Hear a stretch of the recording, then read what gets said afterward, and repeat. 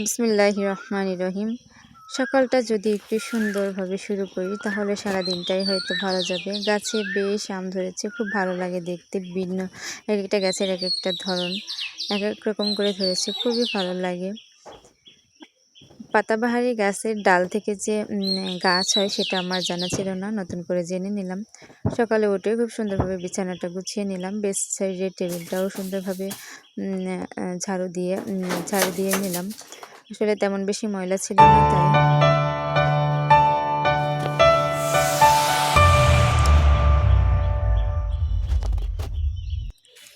আসসালামু আলাইকুম, আমি নাজমিনারা। আপনারা দেখছেন নাজমিনারা ব্লগের পক্ষ থেকে সবাইকে জানাই স্বাগতম। কাছে এবং দূরে, দেশ এবং দেশের বাহিরে যারা আমার ভিডিওটা দেখছেন, আশা করছি আল্লাহর অশেষ রহমতে আপনারা সকলেই ভালো আছেন। আমি আলহামদুলিল্লাহ আপনাদের সকলের দোয়ায় ভালো আছি।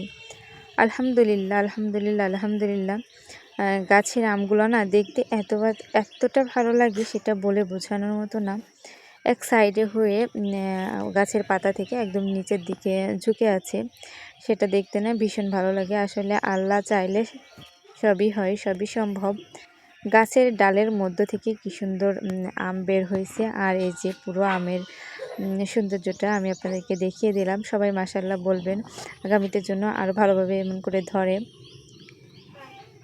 পাতাবাহারি গাছের ডাল থেকে যে এরকম সুন্দর চারা হয় সেটা আমার আদৌ জানা ছিল না। তবে আমি নিজেই ইচ্ছাকৃতভাবে ভাবলাম যে দেখি ডাল লাগাই রাখি, তো হয় নাকি। তো ওই চিন্তা ভাবনা করে আমি গাছের ডাল থেকে প্রথমে ছোট ছোট 2টা ডাল নিয়েছিলাম। যদি হয় তাহলে তো ভালো কথা, না হলে তো নাই।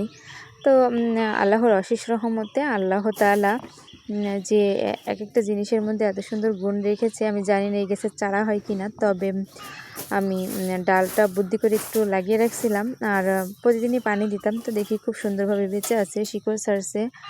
তো তাই ভেবে আবারও 2টা ডাল এরকম লাগাই রাখছি। মাশাআল্লাহ, আমার গাছগুলো বেঁচে গেছে।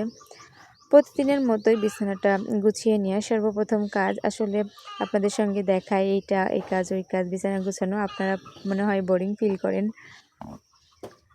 এক এক দিন এক এক জায়গা থেকে আপনাদেরকে দেখানোর চেষ্টা করি। আসলে সব কাজ যদি একই রকমভাবে দেখায় তাহলে আপনারা একসময় বোরিং ফিল করবেন, ভালো লাগবে না। আচ্ছা, আমার এই গ্রামীণ ব্লগ ভিডিও আপনাদের কাছে কেমন লাগে? যদিও লাক্সারি জীবনযাপন না, হয়তো বা গ্রামীণভাবে জীবনযাপন করি, আর সেটাই আপনাদের সঙ্গে তুলে ধরার চেষ্টা করি। এখন হাই সোসাইটি হয়ে গেছে পুরো পৃথিবীটাই। তবে গ্রামীণের যে একটা সৌন্দর্য সেটা কিন্তু ধীরে ধীরে উঠে যাচ্ছে।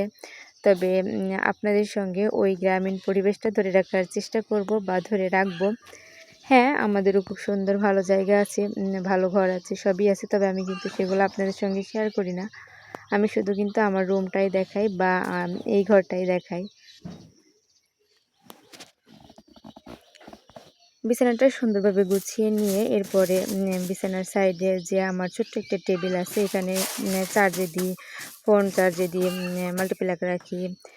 সাইডে একটা জগ আর একটা মগ আমি সবসময় এখানে রেখে দিই। আচ্ছা, আমার জগটা দেখে আপনারা কিন্তু হাসবেন না, আমাদের পানিটা একটু আয়রনযুক্ত, যার কারণে খুব সুন্দর জগ ব্যবহার যদি করি এরকম ডিসকালার হয়ে যায়।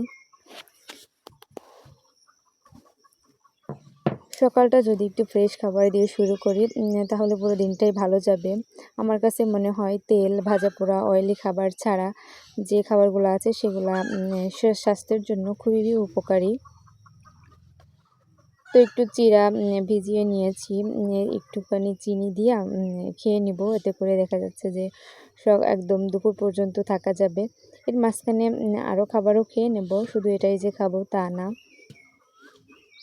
আপনারা কি এখনও আমার ভিডিওটা দেখতেছেন? যদি দেখে থাকেন তাহলে একটা লাইক দিতে ভুলবেন না প্লিজ। আমার এই গ্রামীণ জীবনযাপন আপনাদের কেমন লাগে অবশ্যই কমেন্টের মাধ্যমে জানিয়ে যাবেন। আমি চিড়াগুলা পানি থেকে তুলে নিয়ে চিনি দিয়ে এখন খাওয়ার জন্য রেডি করে নিয়েছি। চিড়া এমনি খাইলে কিন্তু শরীরের জন্য ক্ষতি, তবে এভাবে ভিজিয়ে খাইলে কোনো প্রকার ক্ষতি নাই। যেহেতু পানি দিয়ে ভিজাইছি এই কারণে একটু চিনি দিয়ে নিয়েছি।